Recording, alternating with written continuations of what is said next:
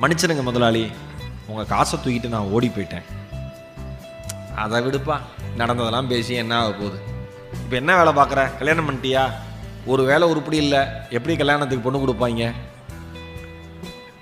இவர் சொல்கிறார், கப்பல் முதலாளி பர்மாக்காரர், கடங்காரனுக்கு ஏதுப்பா சொந்த ஊர்? உண்மை, கடங்காரனுக்கு ஏதுப்பா சொந்த ஊர்? கடங்காரன் பொழப்பு எப்படி இருக்குன்னா நானே வாழ்ந்து பார்த்துட்டேனே. கடங்காரன் பொழப்பு எப்படி இருக்குன்னா நானே வாழ்ந்து பார்த்துட்டேன். இப்போ நானும் கடங்காரன் தான், நீயும் கடங்காரன் தான், 2 பேரும் சமமாக ஆயிட்டோம் அப்படின்னு சொல்லி சிரிக்கிறார்.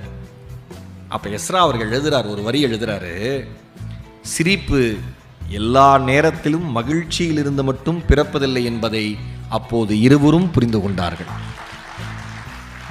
என்னங்க நான் சொல்றப்ப இவ்வளவு ஆனந்தமா கை தட்டுறீங்க? படிச்சா எப்படி தெரியுமா இருக்கும்? நான் அடிக்கடி சொல்லுவேன், படிக்கிறது மாதிரி ஒரு சிறந்த போதை இந்த உலகத்துல வேற எதுவுமே இல்லை.